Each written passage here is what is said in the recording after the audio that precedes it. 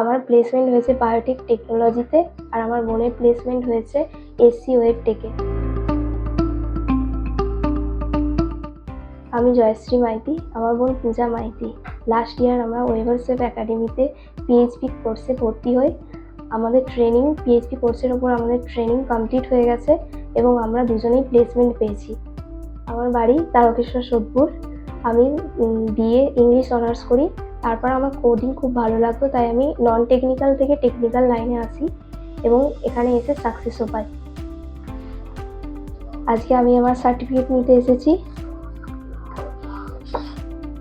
এটা আমার সার্টিফিকেট আর এটা আমার বোনের সার্টিফিকেট।